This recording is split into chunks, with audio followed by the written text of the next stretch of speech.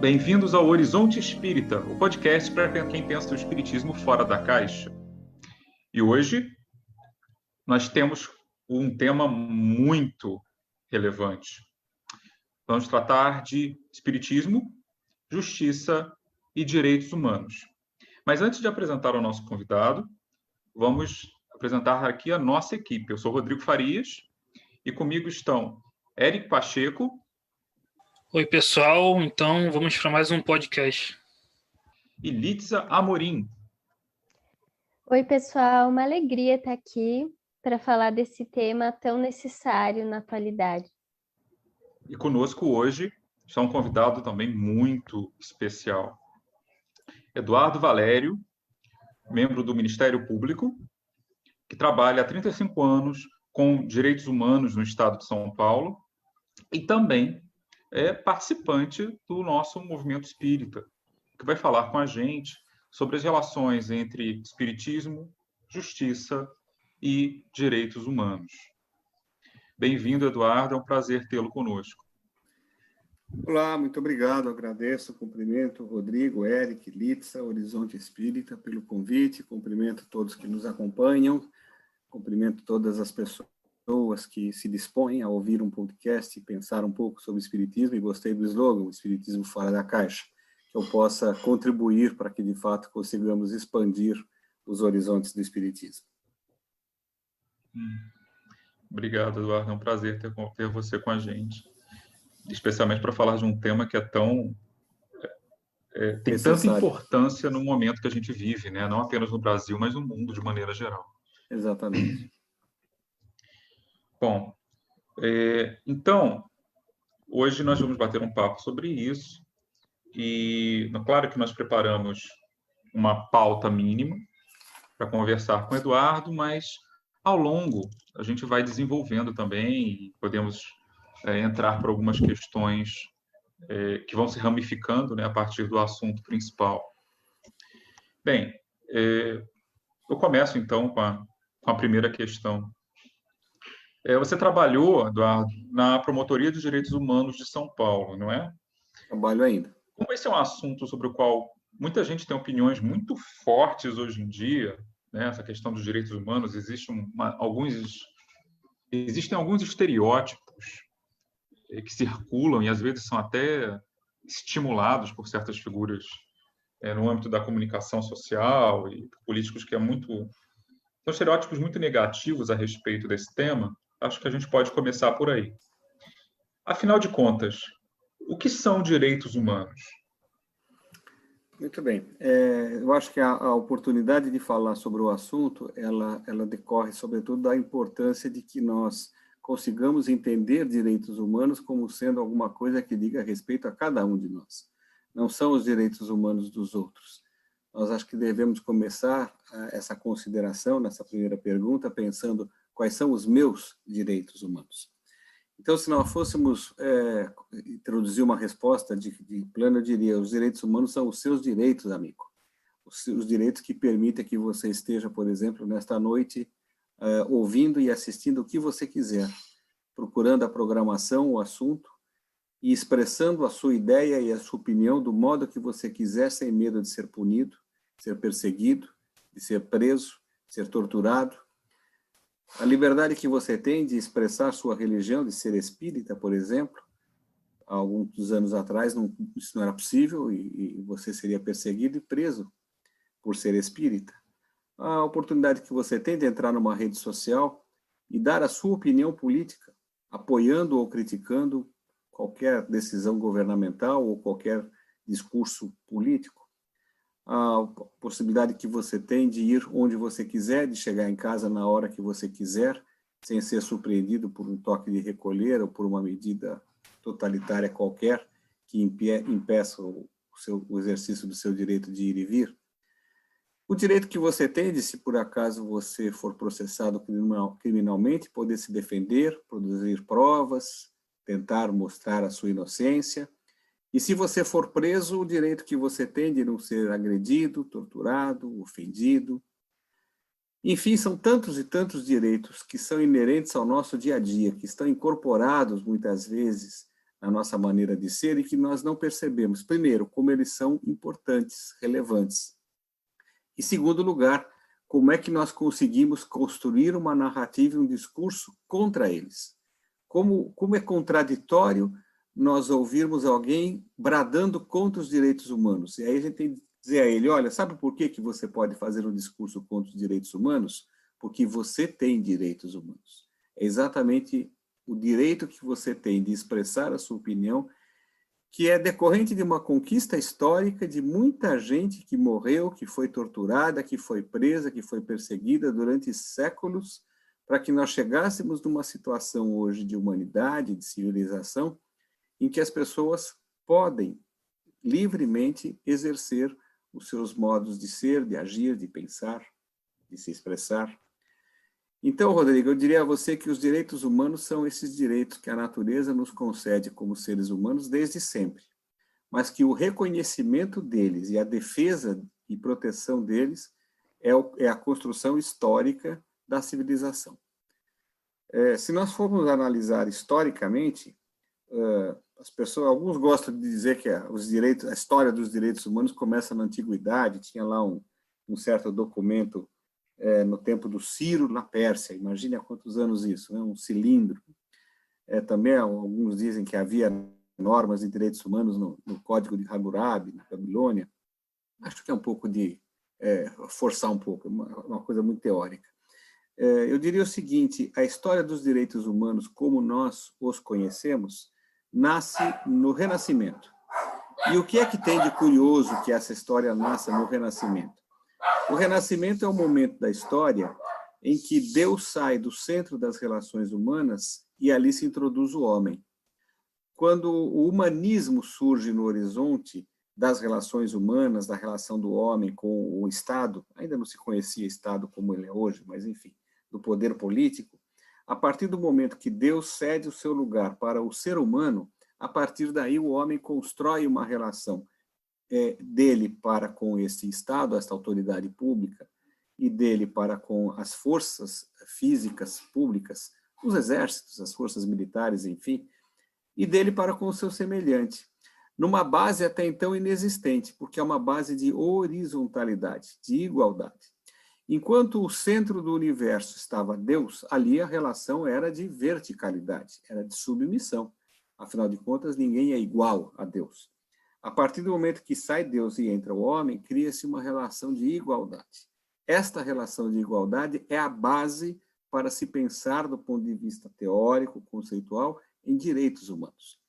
E surge exatamente, isso é muito interessante a gente lembrar, a luta pela afirmação e proteção dos direitos humanos surge na luta do homem para preservar a sua liberdade de crença, de convicção.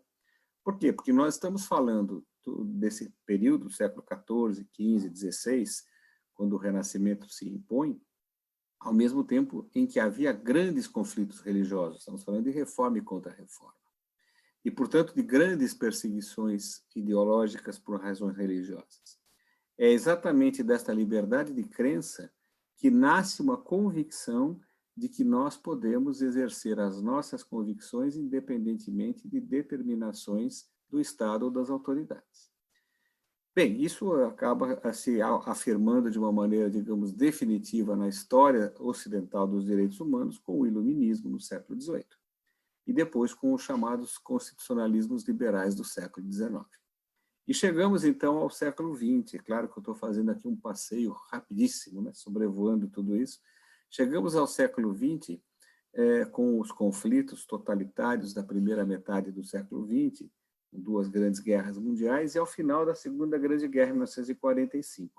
Como se a humanidade tivesse uns olhado nos olhos dos outros e dito, acho que deu, né? Chegamos ao fundo do poço. Aquela destruição completa de valores, de civilizações, de famílias, de patrimônios e de muitas e muitas vidas ao final da Segunda Guerra, criou uma certa convicção mundial de que era preciso criar mecanismos e sistemas que garantissem os direitos das pessoas em face dos líderes totalitários, dos governos, dos exércitos, das forças militares, e é nesse sentido, então, que começa, a partir de 1948, a construção de um sistema internacional de proteção de direitos humanos. E toda uma compilação legislativa em torno de instituições internacionais, em torno de documentos, declarações, tratados de direitos humanos e muitas decisões de cortes de direitos humanos, enfim, todo um sistema orgânico de proteção de direitos humanos. Eu acho que foi uma resposta muito longa para uma pergunta inicial, mas pelo menos a ideia é de situar a questão dos direitos humanos muito além do discurso da mesa do boteco, que a gente coloque nos termos em que o tema precisa estar, de uma conquista da civilização e de uma construção que precisa ser feita, mantida e preservada a todo tempo.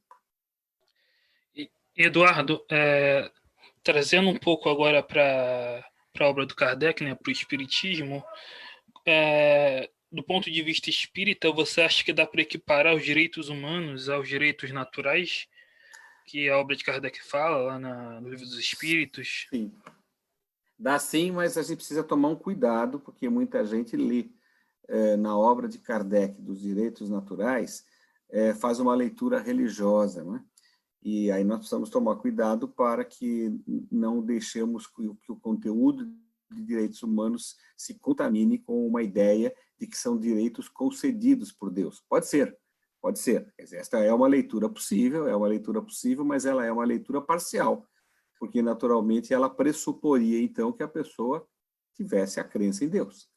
E um dos caracteres fundamentais dos direitos humanos, e isso qualquer doutrinador começa os seus textos destacando isso, é que os direitos humanos são universais. Isto é, eles são aplicáveis e devidos para toda e qualquer pessoa, em toda e qualquer circunstância, né? Por isso, não importa se a pessoa seja boazinha ou criminosa, né? Que é outro tema que daqui a pouco a gente vai falar, dos tais direitos humanos das pessoas presas. Então, não importa qual é a condição moral do titular. A condição de ser humano é que dá a ela a condição de titular de direitos humanos. Então, nesse sentido, sim, os direitos humanos são direitos naturais porque são inerentes ao ser humano. A natureza humana lhes confere isto.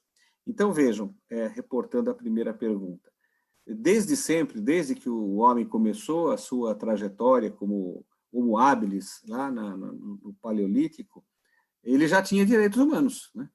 É que ninguém sabia disso, ninguém conhecia assim, ninguém teorizava sobre isso, não havia ninguém que defendesse esses direitos humanos, nem ele próprio sabia defender disso. Mas se nós estamos falando de um dado da natureza, então desde aquele tempo, naquela época, aquela mulher que apanhava do marido dentro da caverna, porque ela não tinha preparado a caça direito, ela ali estava sendo vítima de uma violação de direitos humanos quando ela era vítima de uma violência doméstica. Claro que ninguém tratava dessa maneira, não havia, veja, a construção teórica em torno disso é o aprimoramento da civilização, né? Mas certamente que esse direito ele acompanha o homem na sua trajetória. Por isso, sim, ele é um dado da natureza. E o que é humano, o que é construção cultural, é exatamente a maneira de dar tratos teóricos e criar mecanismos de proteção desses direitos humanos. Então, se nós fizermos um paralelo com a lei natural, o professor Kardec nos traz no Livro dos Espíritos, sim, nós vamos encontrar os direitos humanos como sendo inerentes ao espírito imortal na sua trajetória reencarnacionista. Ou seja, poderíamos dizer, para concluir a resposta, que um espírito que se prepara para o reencarne tem com ele o propósito de desempenhar um determinado plano reencarnatório. O que está no seu horizonte é que ele tenha defendidos os seus direitos mínimos que lhe garanta que potencialmente ele possa construir tudo aquilo que pretende como espírito reencarnatório. Dizendo de outro modo, todo espírito que reencarna, em primeiro lugar, ele reencarna para ser feliz, em segundo lugar, ele reencarna para evoluir. O pressuposto deste projeto reencarnatório é de que esses direitos básicos mínimos que lhe garantam a existência, esses direitos estejam preservados. Portanto, são esses direitos inerentes a um espírito reencarnante que são os direitos humanos, tal como o direito assim o trata. Fico pensando que a abordagem histórica, né, pode ajudar os nossos ouvintes a entender o que é esse avanço da civilização, de chegar num ponto e dizer todo ser humano tem determinados direitos, né? Tem outros historiadores aqui, vocês me corrijam se estiver errada, mas, por exemplo, se a gente pensa na civilização romana e no poder de vida ou morte, o poder de vida que o pai tinha sobre os filhos, né? Então, a ideia de que um pai poderia dispor da vida dos filhos, escolher se ele poderia viver ou morrer, ou pensar pensar em situações na modernidade em que o indivíduo não poderia processar o Estado ou o rei por um julgamento injusto. É claro que essa construção das leis e dos direitos, da proteção do indivíduo contra o Estado, ela é paulatina, mas eu imagino que o nosso ouvinte consegue imaginar que um monarca, déspota, ou um governante qualquer, um tirano, ele poderia escolher matar um cidadão, porque ele tinha o poder, ele era o representante do poder. Quando a gente fala em direitos humanos, a gente, inclusive, coloca um outro panorama, né? Existe, sim, o Estado, que é um poder reconhecido, tem um monopólio da força, mas ele não pode fazer qualquer coisa contra os seus cidadãos, né? É a diferença de um Estado de direito para um Estado déspota, né? Totalitário. Exato. A limitação do poder do Estado em face do indivíduo, isso é a base dessa configuração de direitos humanos, né? E você, Litza, volta a questões históricas fundamentais. O cidadão ele não tinha nenhum direito em face dos governantes. O governante dispunha da vida do seu súdito da maneira como quisesse. E isso é a base da história da humanidade.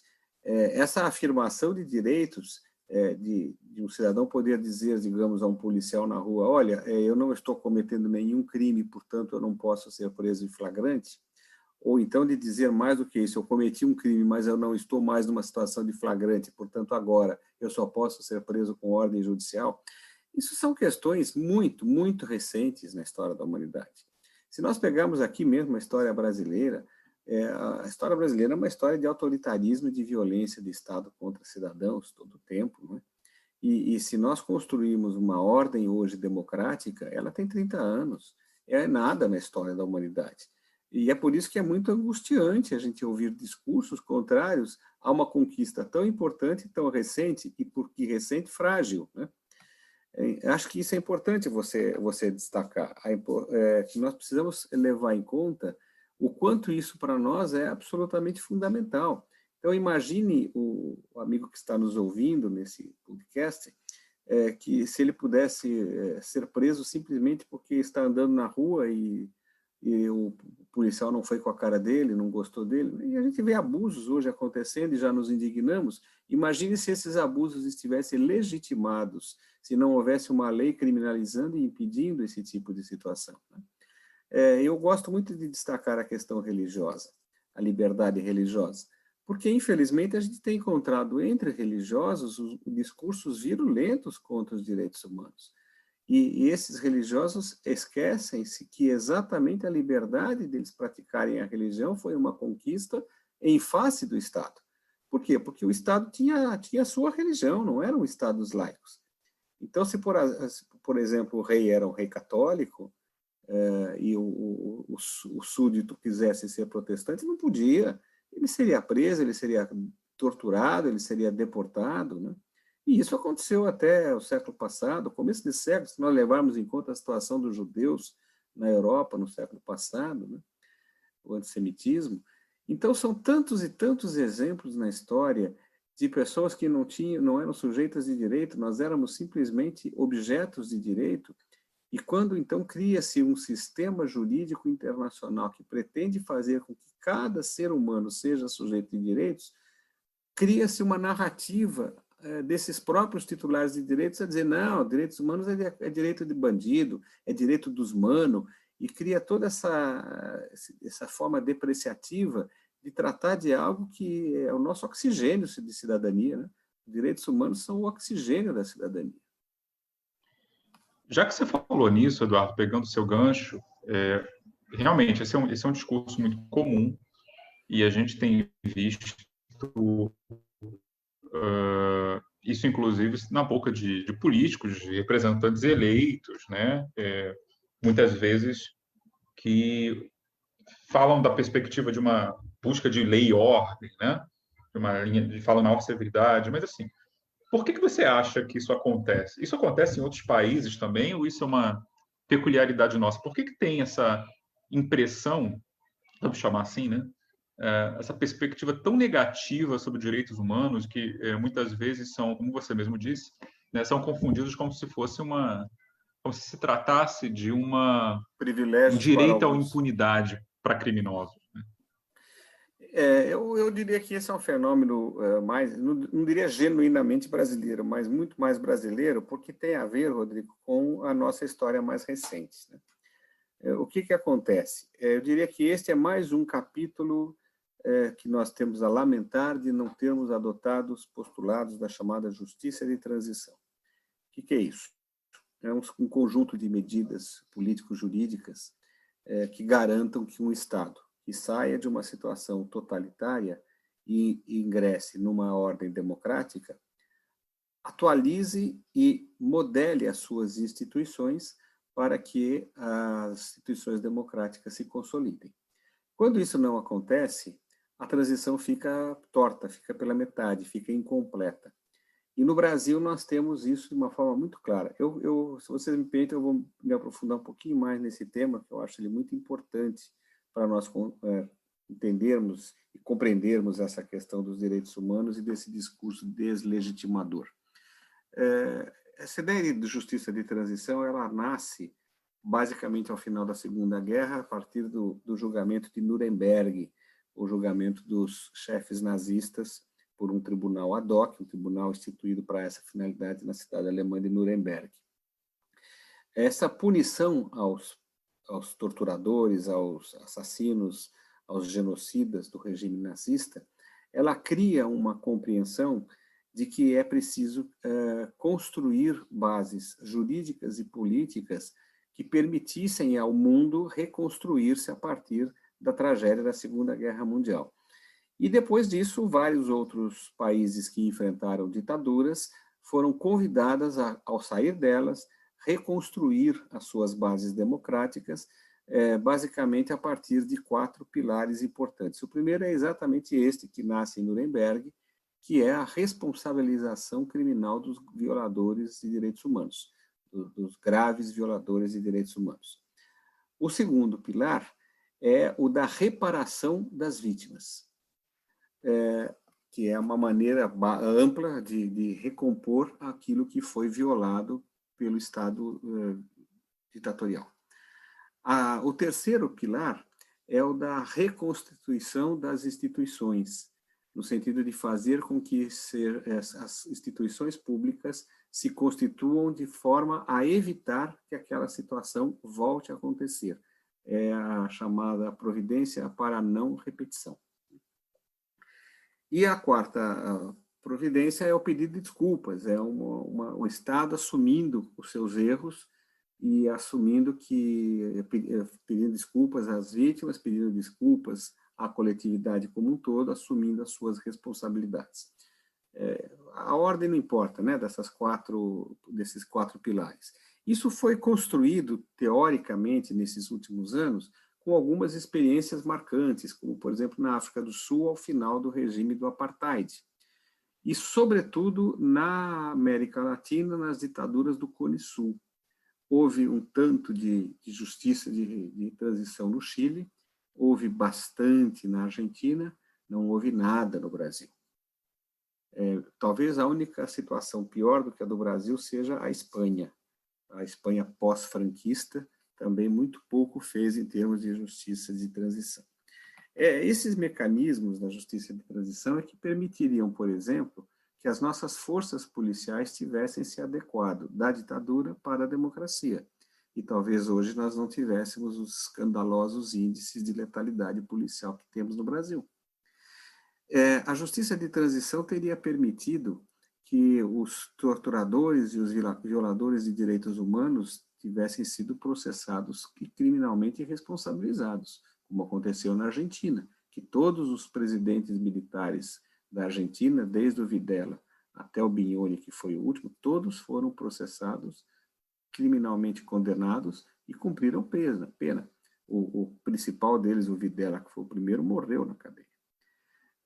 Isso aqui no Brasil nunca houve. Nenhum violador de direitos humanos foi processado criminalmente, porque se construiu aqui uma teoria jurídica esdrúxula, que contraria o direito internacional, que é da anistia dos crimes praticados por torturadores. Se nós tivéssemos cumprido essa exigência, possivelmente hoje nós não estaríamos às voltas com o risco, com o medo de um novo golpe de Estado. Nós não estaremos à volta com militares querendo, mais uma vez, praticar crimes, entrando na política e violando liberdades democráticas.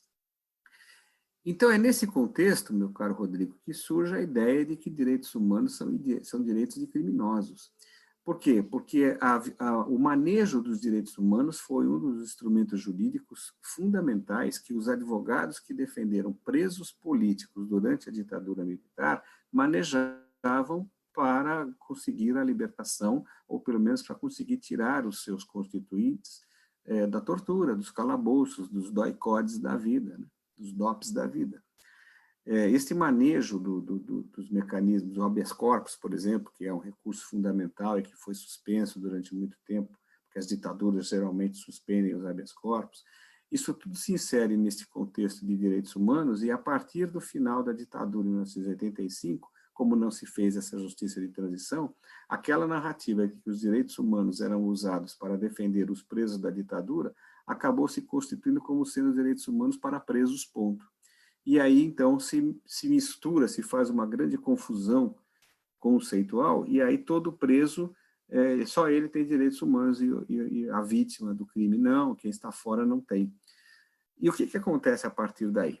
A partir de 85, com a redemocratização, o que nós temos no Brasil é um crescimento exponencial do encarceramento. O direito penal se torna enorme demais, muito maior do que deveria. A tal da guerra às drogas, que é um grande fracasso, encarcera, sobretudo, jovens, pretos, pobres e periferia. E os seus direitos são violados sistematicamente, porque o sistema prisional brasileiro ele é flagrantemente inconstitucional. Isso assim declarado pelo próprio Supremo Tribunal Federal. São verdadeiras masmorras, como já disse o ministro da Justiça certa vez. E, portanto, ali não há respeito e proteção aos direitos humanos daquelas pessoas. E, portanto, se luta e se proclama pela necessidade de respeitar os direitos humanos daqueles seres humanos que estão lá presos, eventualmente condenados e possivelmente criminosos. Então, se cria uma grande confusão, como se somente aquelas pessoas presas tivessem direitos humanos. E é evidente, para encerrar a resposta que já está muito comprida, é evidente que há muita gente oportunista que reforça esse discurso em interesse pessoal, interesse eleitoral, de criar essas narrativas de lei e ordem, como você lembrou, que é a grande criminologia que domina o Brasil nos últimos anos, os movimentos de lei e ordem que fazem com que o encarceramento seja cada vez maior. Então, esses discursos eleitorais as pautas de segurança pública, tem que prender mais, rota na rua, mais cadeia, tem que construir mais prisão, tem que negar direito, não pode ter benefício de saída nenhuma, não pode ter progressão de regime. Quer dizer, essa narrativa, ela se alimenta dessa história de que direitos humanos são direitos de criminosos, né? Então, há um interesse muito grande de setores econômicos e de setores eleitorais, as duas coisas, evidentemente, se conjugam, se imbricam, né? E que criam esse clima de verdadeira tragédia que nós temos hoje no Brasil em torno do sistema prisional e da própria proteção aos direitos fundamentais dos cidadãos. queria perguntar sobre uma das questões que a gente tinha pensado, que existe a concepção, né, de alguns indivíduos mais punitivista de que leis mais duras serviriam melhor para coibir o crime, né, a criminalidade. Como você vê isso, né? O Kardec, no Livro dos Espíritos, ele fala disso, ele fala da educação como uma forma de conduzir, né, reabilitar o criminoso, né, ajudando, tirando a fonte do mal, que seria os vícios, né? Então, a educação nesse papel de reabilitação. Como você vê isso, essa questão dessa visão mais punitivista? Sim. Certamente que o grande instrumento de regeneração do ser humano é a educação, né? É sempre a gente bom lembrar, para os que nos ouvem nesse podcast, é que o Espiritismo não é uma doutrina salvacionista, é uma doutrina pedagógica. O que o professor Kardec nos traz é um instrumento de educação de almas. E nós reencarnamos exatamente para evoluirmos a partir da educação da alma. Isso significa, portanto, que diante dos equívocos, dos erros, que podem ser chamados ou classificados, dependendo da forma como são tratados, como crimes, eles devem ser também tratados como uma ferramenta para o crescimento do espírito, do ser. É claro que alguém dirá, muito bem, então nós vamos pegar um assaltante, vamos pegar um assassino e colocá-lo simplesmente na escola, num curso de reciclagem para a vida. Não. Existe a necessidade, talvez, eu digo talvez e daqui a pouco eu explico por que o talvez. Talvez haja necessidade do castigo, talvez haja necessidade do encarceramento, mas ele, sobretudo, tem que ter uma finalidade. Eu não quero me demorar aqui na história da filosofia do direito penal que nos trouxe a esse nível de punitivismo, né? Mas queria lembrar o seguinte, quando se encarcera um ser humano, teoricamente falando, o que se pretende é a sua reeducação. É claro que hoje nem mesmo uma criança acredita mais nisso, né? Se a gente pegar uma criança e falar para ele, olha, aquele rapaz lá ele vai ficar preso no CDP, numa cadeia, para ele poder se reeducar e sair de lá melhor. É capaz que uma criança de 4 anos dê gargalhadas, falar, você é bobo acreditar nisso. Ninguém acredita mais nisso. Isso virou um discurso cínico, né? Na verdade, cínico. Tem um professor argentino, que é o maior penalista da América Latina, que ele costuma dizer, ninguém aprende a jogar futebol dentro de um elevador. Portanto, não é possível educar alguém para uma vida livre preso, né? Não se encarcera alguém para que ele aprenda ali dentro, encarcerado, numa condição de vida completamente desumana, a ser humano. Há uma total contradição. Portanto, o que é que se faz com aquelas pessoas? Estão sendo castigadas. Aquilo é castigo. Claro que existem muitas teorias aqui, eu acho, inclusive, muitas delas sedutoras, de que o que se faz ali, na verdade, é controle de classe. Né? Por quê? Porque só tem uma classe presa, só tem pobre. São exceções tão excepcionais de pessoas de classes superiores que estão presas, que elas estatisticamente são traço e nem conta. Então, o que se costuma dizer é isto. Na verdade, a prisão nos países periféricos, como é o Brasil, país da periferia do capitalismo, prisão é simplesmente um controle de classe, que tem a ver, inclusive, com a própria modulação do mercado numa sociedade neoliberal. Essa visão crítica eu acho importante que nós espíritas, num programa espírita, num podcast espírita, tenhamos, para que não sejamos alienados e não fiquemos num discurso puramente ideal. O mundo real é esse, ele é terrível. É um mundo em que a sociedade se estrutura a partir de classes que têm a ver com posses e com capital social. Então, amigos, o que acontece nesses encarceramentos é que o que se busca é esse controle de classes e, em razão disso, nós temos um número crescente de pessoas cada vez mais encarceradas. O que se faz lá em termos de educação? Absolutamente nada.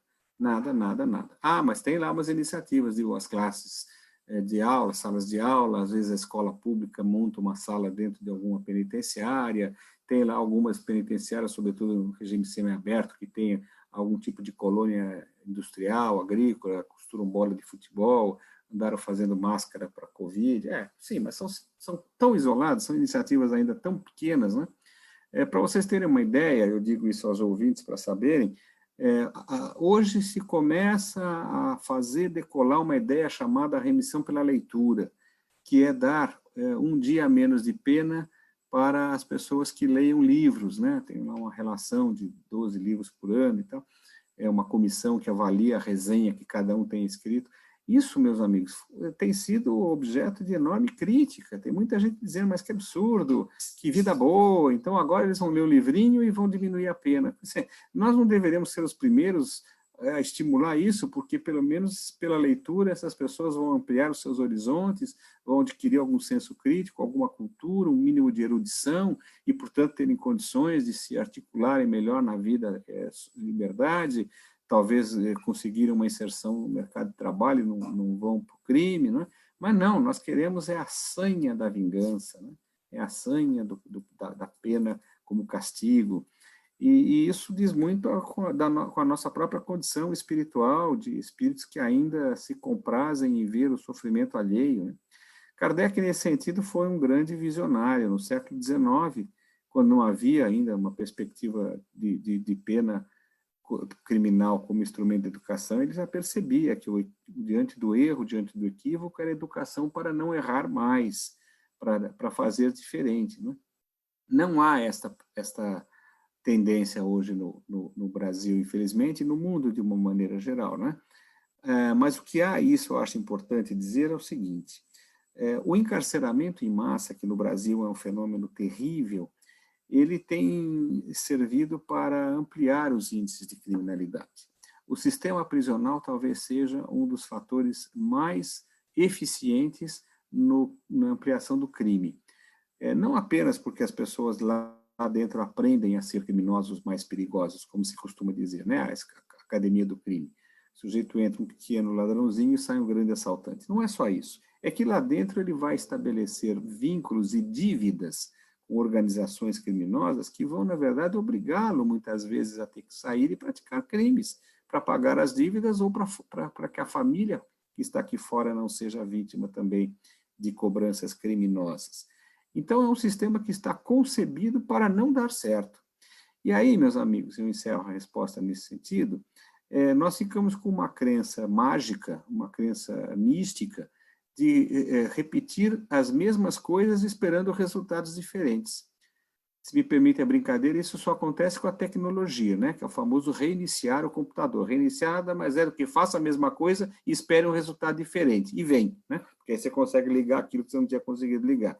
Brincadeiras à parte, é a única hipótese em que fazer as mesmas coisas e esperar um resultado diferente só acontece no reiniciar. Na vida, entre seres humanos, isso não acontece. Então, se nós continuarmos encarcerando pessoas como estamos encarcerando, nós vamos cada vez mais colher criminosos, cada vez mais violentos e cada vez mais perigosos. Portanto, é preciso um freio de arrumação para que nós, criticamente, pensemos o que estamos fazendo com o nosso sistema prisional. E aí, meus queridos amigos e amigas, eu acho que os espíritas teriam uma contribuição importante a dar, porque a base, a matéria-prima de que é feita a doutrina espírita é a razão. O professor Kardec trabalhava com a razão, o pensamento racional pós-iluminista do século XIX. E é a razão que nos leva a olhar a realidade do sistema prisional brasileiro e dizer, desse jeito não é possível. Nenhum ser humano vai aproveitar a sua experiência reencarnatória dentro de um presídio, dentro de uma masmorra como essa. É preciso transformar esta maneira de cumprir pena para algo que, ao mesmo tempo, seja uma retribuição, que é uma maneira elegante de chamar de castigo, mas que também sirva como um instrumento de avanço, de emancipação desta alma. E esta é uma discussão que está posta e urgentemente na sociedade brasileira de hoje. Queria fazer um elogio.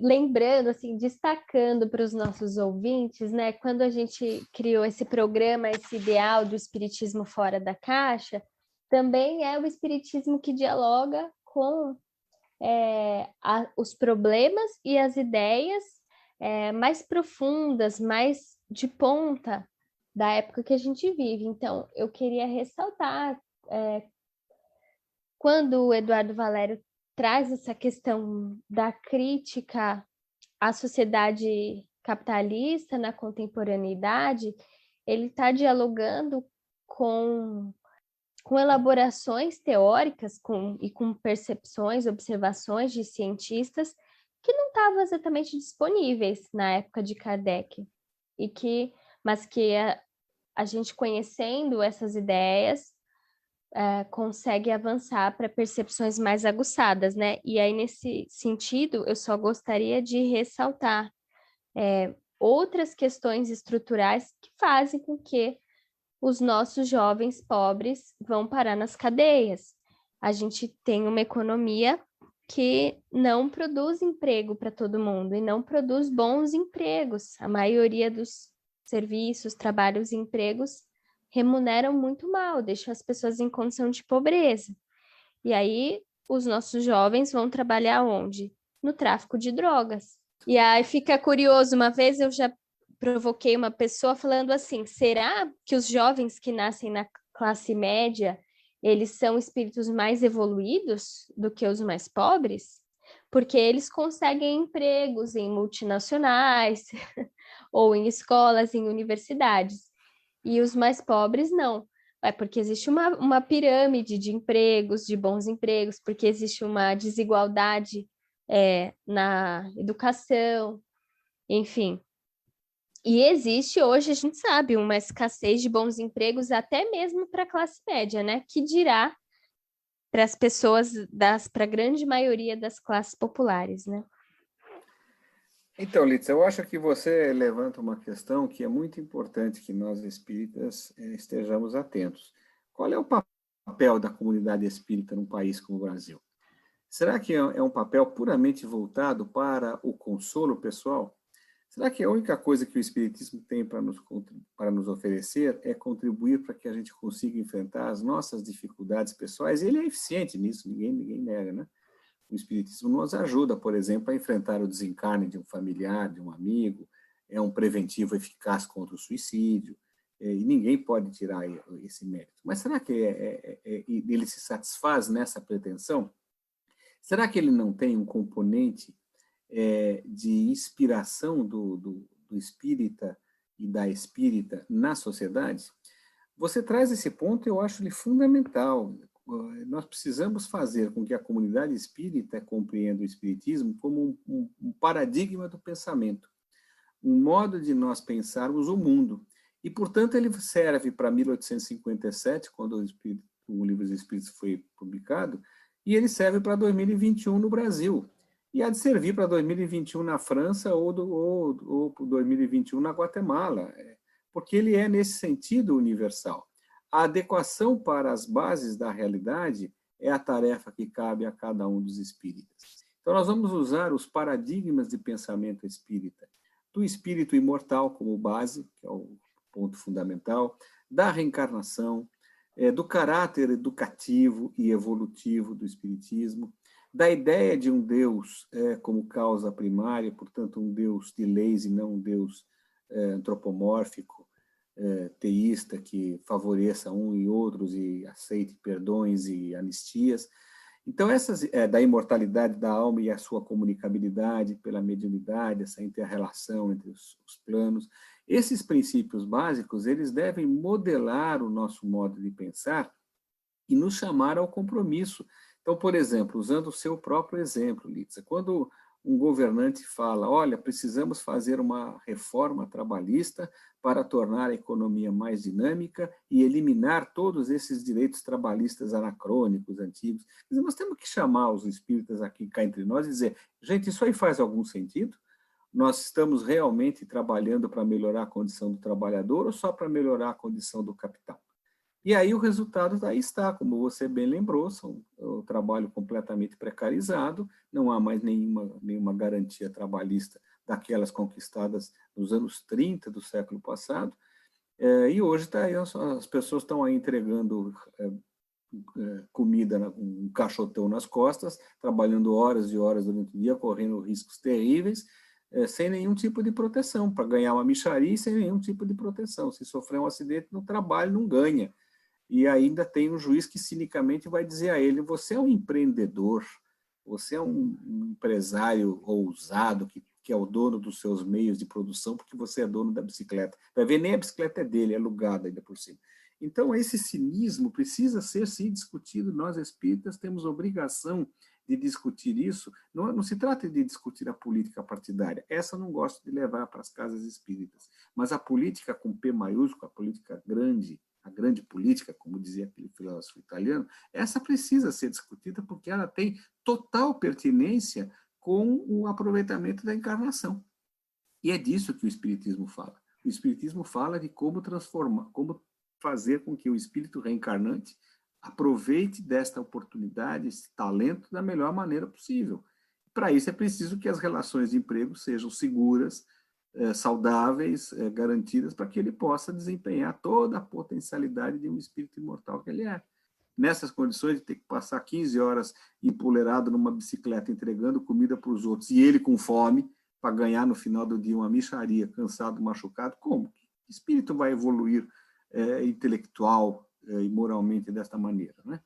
Então, essas condições objetivas precisam ser garantidas, e isto é a maneira como o homem se organiza e se estrutura em sociedade. E isso precisa ser discutido na comunidade espírita, e é o que nós estamos fazendo aqui, analisando um aspecto ou outro, mas é exatamente disso que se trata. É interessante o que você fala, Eduardo, porque você e a Alixa, né? Você está falando, na verdade, de olhar a moral, né? Aquilo que a gente chama de moral na linguagem espírita, mas no seu contexto, né? Que é uma coisa que o próprio Kardec e os espíritos já faziam na codificação, primeiro quando falavam da questão da intenção, mas também quando eles falavam, e vários textos, o Evangelho segundo o Espiritismo está repleto disso, né? De questões como miséria, desigualdade de riquezas, egoísmo no uso dessas riquezas, né? Embora o Espiritismo ele não seja igualitário no sentido material propriamente, né? Ele questiona desigualdade social, fala de desigualdade de riquezas, mas ele não propõe um igualitarismo absoluto, né? Mas ele fala propõe muito, o igualitarismo de oportunidades, né? Justamente, e de direito, vamos dizer assim, de né? direitos e de É oportunidades. um igualitarismo no outro patamar. E mesmo o de desigualdade de riquezas de que ele fala, né, que ele constata, muitas vezes é mais no sentido de um produto das diferenças de aptidão e talento. Isso. E, ao mesmo tempo, ele fala que muitas vezes essa desigualdade, no entanto, na prática, acaba se devendo a outras questões, entre as quais o roubo e a trapaça.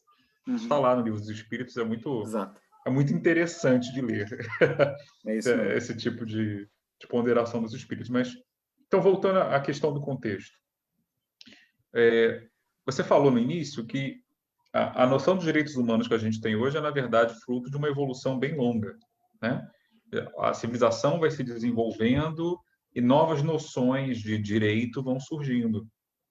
O que me veio à cabeça, como hoje em dia, muitas das discussões que a gente tem, inclusive nessas chamadas guerras culturais, né, que as pessoas se embrenham, tem a ver justamente com reivindicações de direitos que não são ainda bem estabelecidas, né? Então, a gente já fala de direitos, por exemplo, direitos dos animais, né, que era uma coisa que talvez na época de Kardec nem tivesse no radar de ninguém, ou de quase ninguém. A gente fala de direitos ambientais, a gente hoje fica mais atento a violações de direito que implicam outras dimensões da vida humana que talvez ninguém reparasse muito antes, né? Questões de gênero, questões de diversidade sexual, etc., etc. Isso significa, então, que, muito provavelmente, tem outras noções de direito, além dessas que já apareceram no radar, que estão fora do nosso horizonte atual, mas que talvez sejam um senso comum daqui a 100 anos, né? Ou seja, nós não temos uma noção acabada, nem mesmo de direitos humanos. É uma coisa que vai se transformando com o tempo, né? Ela vai crescendo, pelo menos se revelando, né? Isso é bem interessante. É nitidamente uma perspectiva progressista no sentido de que reconhece que é um progresso, né? Que vai aumentando.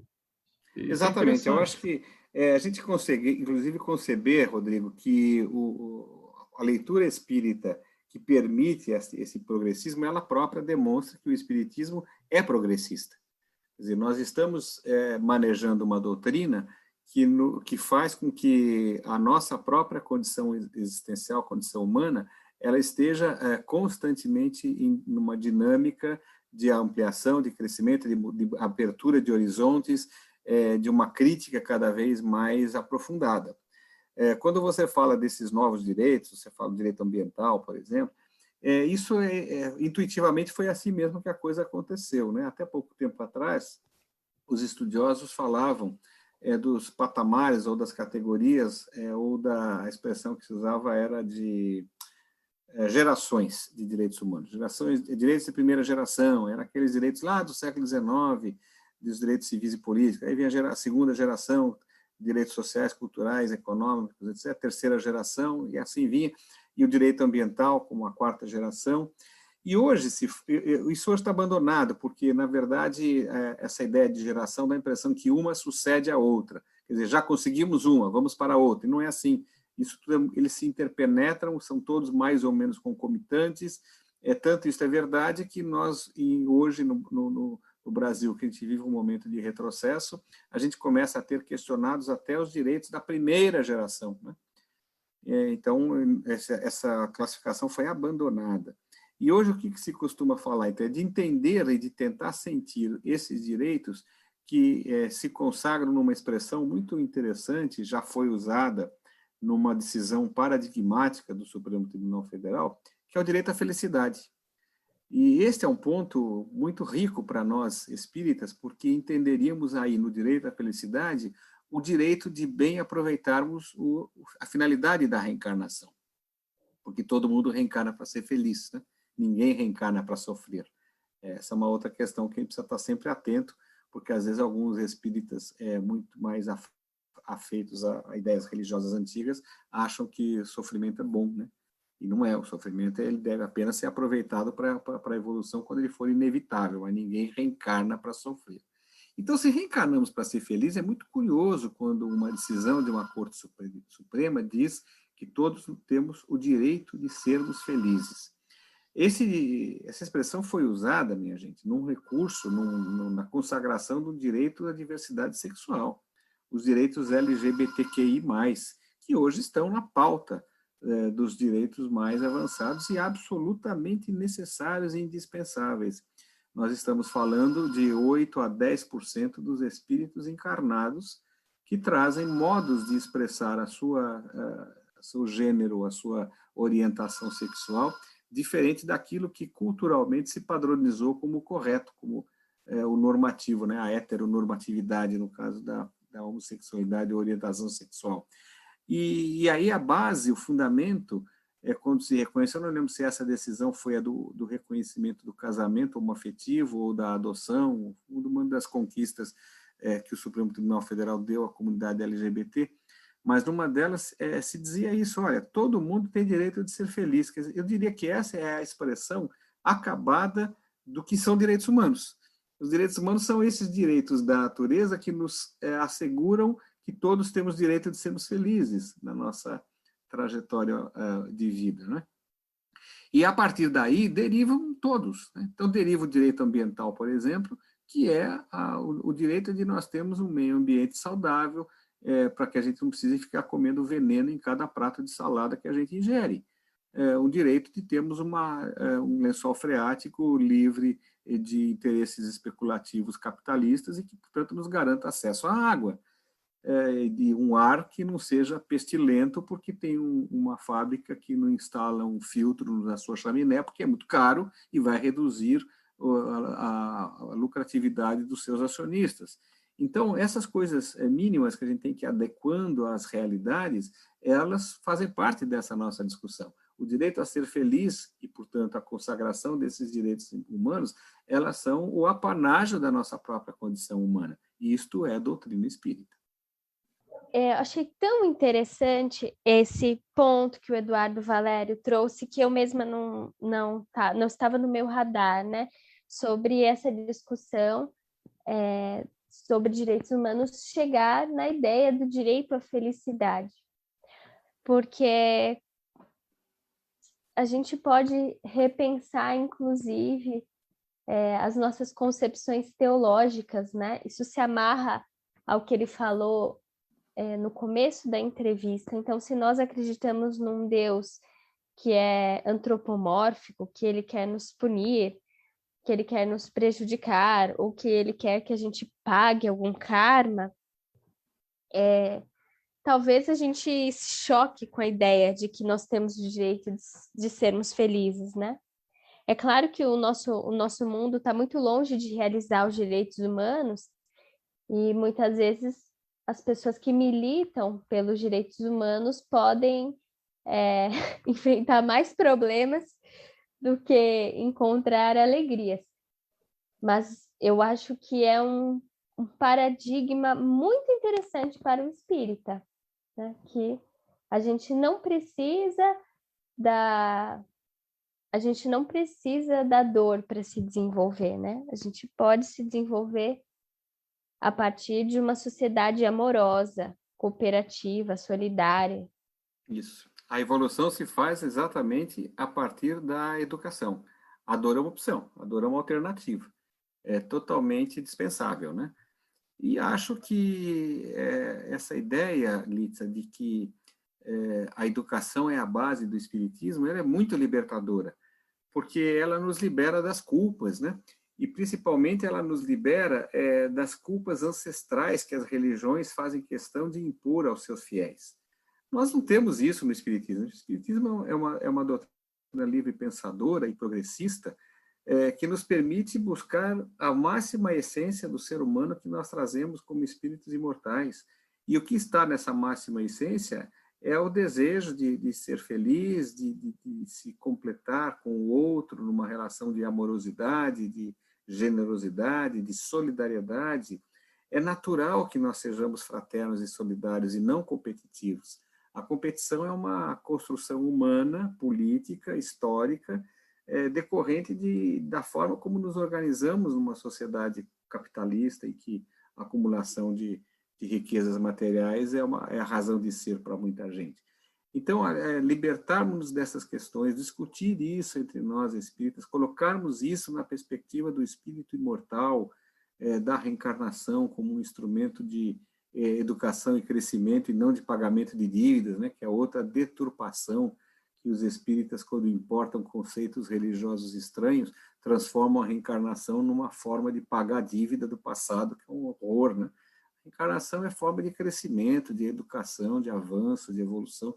Então, essas discussões, me parecem, são fundamentais para libertar o homem das velhas amarras religiosas que, durante séculos, para não dizer milênios, nos aprisionaram e que os espíritos, o Espírito Verdade, a falange de espíritos que atuou a partir dos esforços do professor Allan Kardec, quiseram exatamente nos libertar disso.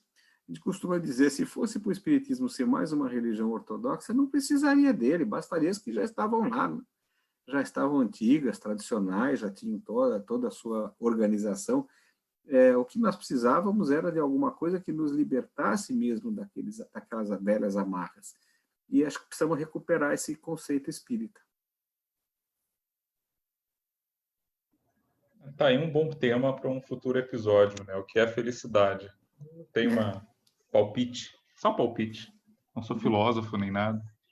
Né? Esse é para o filósofo, exatamente. Esse não é para o profissional do direito. Não, nem com professor de história. Mas o que me ocorre assim é que o próprio conceito de felicidade ele em si já rende uma discussão boa, né? Mas o que eu queria retomar com você, Eduardo, se você me permite, é o seguinte: mais atrás você falou a questão das prisões, né? Você falou duas coisas que me chamaram a atenção. A primeira é que as prisões em si, da maneira como elas são hoje no Brasil, genericamente falando, elas são, na verdade, ilegais, né? Elas mesmas são a violação da própria lei que supostamente elas estariam resguardando, não é isso? Isso, sem dúvida é isso, sem dúvida é isso. Porque elas violam, da maneira como elas são, pelo menos, elas violam os direitos fundamentais que estão previstos na Constituição Federal, inclusive. Por isso houve uma decisão há um tempo atrás dizendo que um reconhecimento pelo Supremo Tribunal Federal que o sistema prisional brasileiro ele é inconstitucional por si próprio, né? É um estado de coisas inconstitucional, é a expressão utilizada, que é um instituto jurídico que, na verdade, surgiu na Colômbia e tal, não vem ao caso. mas reconhecendo que a maneira como nós encarceramos pessoas é violadora de direitos fundamentais. Eu queria também fazer essa distinção para as pessoas. Qual é a diferença entre direitos humanos e direitos fundamentais? É só uma questão de palavras, basicamente. Os direitos humanos, eles são universais, naturais, né? São imprescritíveis e têm lá suas características. Quando esses direitos humanos, determinados direitos humanos, são incorporados na legislação de um dado país, eles se tornam direitos fundamentais. Então, os direitos humanos previstos no artigo 5º da Constituição são chamados direitos fundamentais. Então, só porque às vezes as pessoas não conseguem distinguir uma coisa da outra, só essa questãozinha de esclarecimento. Dentro do ambiente prisional, a gente ouve muito falar, por exemplo, da atuação de religiosos evangélicos, sobretudo nas prisões, né? Hoje em dia, pastores frequentam presídios, né? Existem alguns casos famosos de líderes de facções criminosas que se convertem, ou pelo menos dizem que se convertem, alguns, né? É um trabalho meio que tradicional. Você sabe dizer se espíritas costumam fazer isso também? Eu sei que tem trabalhos pontuais, mas a gente tem né? O movimento, né, espírita. Você sabe se tem alguma presença mais significativa nesse ambiente, ou isso é uma coisa, é uma clientela, vamos chamar assim, não sei que expressão é inadequada, né? Mas é uma clientela que são os evangélicos mesmo que pegaram para si e por algum motivo a gente não está lá. Você sabe dizer? Você tem alguma informação sobre isso? Sim, acho que posso dar uma resposta sobre isso, sim. Historicamente, a Igreja Católica trabalhava dentro dos presídios, tinha as capelanias e fazia missas dentro das igrejas, dos presídios, tinha os seus espaços, etc., né? Depois, os evangélicos, os protestantes tradicionais, os evangélicos, começaram a fazer um trabalho, digamos, menor, ao mesmo tempo que os espíritas também faziam. E aí, no Rio de Janeiro, onde vocês estão, o Érico e o Rodrigo, aí no Rio de Janeiro houve uma senhora, que eu cheguei a conhecê-la, ela já desencarnou há um bom tempo, se não me engano o nome dela era Idalinda. Essa senhora tinha um trabalho pioneiro e de grande envergadura, visitando presídios e levando noções de espiritismo para a população prisional. Essa senhora fez esse trabalho durante muitos anos aí no Rio de Janeiro e deixou, até onde eu sei, um trabalho estruturado, que eu não sei se permanece hoje, quer dizer, possivelmente neste último ano por conta da pandemia não, mas até o início da pandemia eu não sei, imagino que tenha continuado. Ela já desencarnou possivelmente há mais de 10 anos, seria interessante até que você da produção pesquisasse isso depois para deixar disponível para as pessoas saberem. Mas ela foi uma pioneira no movimento espírita brasileiro nesse trabalho. E como ela, outros tantos pelo Brasil afora fazem sim esse trabalho de divulgação espírita nos presídios, mas é um trabalho, eu diria, pequeno, tímido, porque o próprio espiritismo é muito tímido nas classes sociais mais baixas, né? Veja, quem está no presídio é a população da periferia. Há centros espíritas na periferia? Não há, muito poucos, né? O espiritismo é uma doutrina de classe média e, portanto, essa mesma dificuldade que nós, como espíritas, temos de entrar e da Linda de Aguiar Matos, o Rodrigo já colocou aqui no Papo Marginal exatamente isso. Eu ia falar até do Aguiar, eu não me lembrava o nome dela. Viva o Google, claro, ele sabe tudo, né? Nosso grande oráculo, né? Essa senhora mereceria até uma pesquisa sobre o trabalho que ela fez, porque ela foi realmente pioneira, né? Mas eu dizia, então, a dificuldade que nós temos de muitas vezes penetrar nas periferias com a mensagem espírita é, de certa forma, a mesma dificuldade que a gente tem hoje de penetrar nos presídios. E na mesma relação, em sentido contrário, a facilidade que os evangélicos têm de penetrar na periferia é a mesma facilidade que eles têm de penetrar nos presídios. Os evangélicos hoje, sim, dominaram praticamente todo o trabalho religioso nos presídios, em alguns casos, inclusive, com uma atuação ilícita de aproximação com diretores e montando templos dentro do presídio, que não é possível, não pode ser feito, porque viola a laicidade do Estado brasileiro, né? Mas sempre tem lá os espaços, as salas próprias para fazer os cultos. E aí é preciso reconhecer o seguinte, eles têm uma eficiência grande e muitas vezes não sei se necessariamente converter as pessoas, mas conseguir contê-las, né? Às vezes são pessoas que trazem uma grande violência no coração, e a mensagem e a maneira da abordagem da pedagogia dos evangélicos conseguem, em muitas ocasiões, fazer com que as alas dos evangélicos sejam as mais calmas, as mais tranquilas. O sonho de todo carcereiro ter uma grande ala de evangélicos, né? Eu não sei, você sugere isso na sua pergunta, Rodrigo, quanto essas conversões são autênticas, são genuínas ou não? Não sei avaliar isto.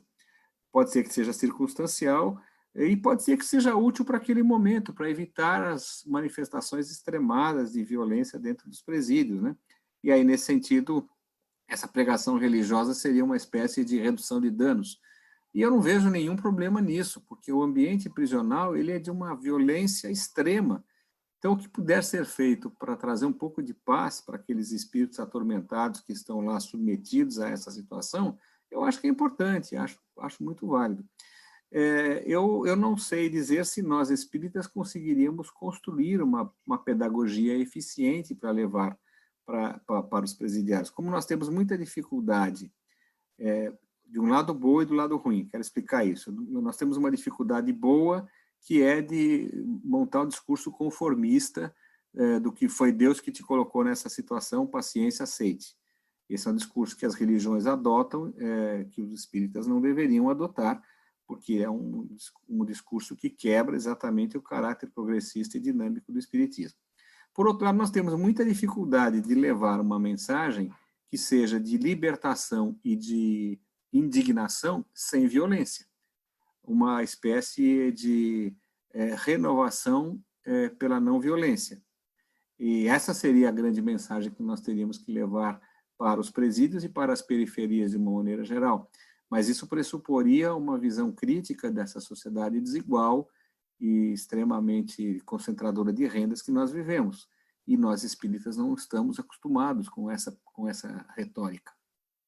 Então, acabamos, eu acho que nesse momento da história brasileira, um tanto ausentes mesmo dos presídios, exceto uma ou outra iniciativa individual, pessoal e certamente muito valorosa de companheiros pelo Brasil afora. Só para deixar registrado, eu falei do afetar conversão, porque uma das minhas leituras mais recentes foi a autobiografia de um pastor, ex-pastor talvez, porque ele não está mais institucionalizado, embora ele continue atuando, que é o Caio Fábio. E ele foi muito famoso nos anos 80, 90. Foi sim. E ele fala um pouco da atuação dele no complexo de Bangu, no meados dos anos 90. Uhum. E ele fala, ele teve contato, né, com algumas lideranças de facção criminosa daquela época. E o livro é de 97. Então, quando eu fui lendo, eu fui pegando alguns nomes, que eu fiquei curioso pela maneira como ele descrevia, né, as pessoas. E eu fiz uma pesquisa para ver que fim eles tinham levado, né? E ocasionalmente, realmente, tinha alguns que ele falava que efetivamente, até onde se sabe, se mantiveram, né? Realmente se converteram, mudaram de comportamento, tentaram levar uma vida diferente. Mas alguns outros que ali na narrativa que ele apresenta, né, teriam se convertido, batizado, etc., na verdade, depois se viu que continuaram na atividade criminosa. Então, eu sei que a conversão religiosa nesse meio, ela tem a conversão autêntica, mas ela também tem algumas funções sociais, como você disse, né, que às vezes atendem a outro tipo de necessidade, né, diminuir, por exemplo, a pressão sobre o preso para que ele faça serviços para facções. Ela tem uma função que pode ser protetora também para o indivíduo em outro nível, né? E hoje, diferentemente dos anos 90, a situação dos presídios por conta das organizações criminosas é muito mais severa, né? Hoje é muito mais difícil fazer um trabalho religioso sem que precisa se contar, na verdade, com a autorização dos presídios. Isso é muito constrangedor, né? Dos presídios, não, das organizações criminosas. E isso é muito constrangedor. Eu deixaria uma última questão só para encerrar, Eduardo. Eu sei que você já tocou nisso ao longo de todas as suas falas, mas só para deixar aquela síntese didática final. Pois não. O que para você, né, a seu entender, e também diante da sua experiência profissional, inclusive, o que uma pessoa comum espírita, o que você acha que sugestões você daria que poderiam estar ao alcance dela, contribuir para que a noção dos direitos humanos possa ser um pouco mais bem entendida, de repente respeitada numa sociedade como a nossa, especialmente no momento que a gente está vivendo como você mesmo falou, né, uma atmosfera de retrocesso, uma atmosfera de uma certa preferência, né, em certos meios, por uma retórica mais de castigo, de punição, de dureza, né, às vezes até de violência mesmo. Eu diria, em Será que a primeiro... pessoa comum... Não, só concluindo. O que uma pessoa comum, mas porém de boa vontade, você acha que ela poderia fazer? Em primeiro lugar, não levar adiante os comentários depreciativos aos direitos humanos. Quer dizer, compreender que quando ela reposta numa rede social ou ela faz algum tipo de comentário de descrédito aos direitos humanos, ela está, na verdade, contribuindo para o retrocesso da sociedade. Então, a primeira coisa é isso, ela se policiar com relação a isso. Em segundo lugar, tentar compreender um pouco do que nós conversamos aqui, como essa ideia de direitos fundamentais são para ela própria a base da sua existência. Eu fico muitas vezes me perguntando o seguinte, quando uma pessoa fica feliz e satisfeita de ver um sujeito encarcerado, processado criminalmente, sem nenhum tipo de direito de defesa preservado, uma prisão ilegal, e aí a gente pergunta, pode parecer apelativo, né? Mas a pergunta seria, se fosse o seu filho, você ficaria satisfeito assim também? Você aprovaria desse mesmo modo? Porque, sabe, no fundo parece que o que nós construímos é uma relação de tanto tamanho desprezo pelo semelhante que nós desejamos ardentemente o mal do outro. Isso tornou-se uma doença social muito grave, muito severa, que alimenta essa espiral do ódio que hoje domina o país e constrói esse astral horroroso que nos envolve no país todo, né? Piorado pela tragédia da pandemia. Então, é tentar desarmar no coração o próprio ódio que a gente acaba alimentando quando não vê no semelhante, por mais diferente que ele seja, um semelhante, um espírito como você, que nesse momento, circunstancialmente da sua existência, ele está numa posição como poderia estar na mesma que você está. E você está nessa, mas poderia estar na dele. A dinâmica que a ideia do espírito imortal nos traz como espíritas nos obriga a sempre ver no outro alguém que poderíamos ser nós próprios. E eu acho que isso muda a concepção, porque nos desarma a ideia vertical de que somos melhores do que alguém. Entendermos que cada um está no seu momento evolutivo, mas todos juntos, e que não é possível que ninguém evolua sozinho, e, portanto, uns precisamos dos outros. E quanto mais saudável for esse meio social em que nos apoiemos uns nos outros, mais fácil e mais eficiente será o nosso processo de aprendizagem e de evolução. Então, é compreender esse grande barco em que todos estamos mergulhados, né? Estamos todos embarcados numa mesma situação, cada um com as suas características de momento. E a possibilidade de nos relacionarmos nesse espaço comum, ela é regulada por esses direitos fundamentais, que são construções a duras penas que nós próprios fizemos. Talvez nós mesmos já tenhamos sido mártires das lutas por direitos fundamentais. Basta abrir um livro de história, a história da humanidade é feita de violência, de saques, de dominações, de invasões, de guerras, de estupros coletivos, de grandes roubos, de perseguições, de pogroms, de genocídios. Nós estávamos lá, né? A gente costuma dizer, os espíritas não têm nunca que usar a terceira pessoa do plural, não é o eles, é sempre a primeira, nós. Porque se somos reencarnacionistas, éramos nós que estávamos lá matando e morrendo, perseguindo ou sendo perseguidos, torturando ou sendo torturados. Então não nos cabe julgar ninguém, cabe exatamente buscarmos o aprimoramento dos nossos meios de convívio, chamadas instituições, para que não repitamos mais isto, nem como vítimas, nem como autores. Bom, pessoal, espero que vocês tenham gostado, tanto quanto eu, dessas reflexões urgentes e tão, como é que eu posso dizer? Tão comoventes, né? Sobre espiritismo, direitos humanos e a situação do nosso país ainda hoje, com relação à maioria da população que vive essa situação de pobreza e essa grande população carcerária que a gente tem no Brasil.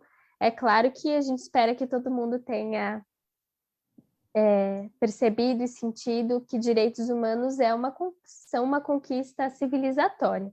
Não se trata de direitos para um grupo específico, né? Eu queria agradecer muito ao Eduardo, fica à vontade, se você quiser fazer alguma consideração. A gente está muito feliz de te ouvir, acho que os nossos ouvintes estão tendo uma interlocução de primeira. Eu que agradeço, Lídia, Rodrigo e Eric, por estar aqui, por poder ter falado com vocês e com as pessoas que nos ouvem nesse podcast durante esse tempo. E queria, por fim, somente cumprimentá-los pela iniciativa de manter um espaço como esse, de educação à luz do Espiritismo. Não a educação do Espiritismo, mas mais do que isso, a educação a respeito das questões de cidadania, das questões da vida à luz do Espiritismo, que é assim que se faz, né?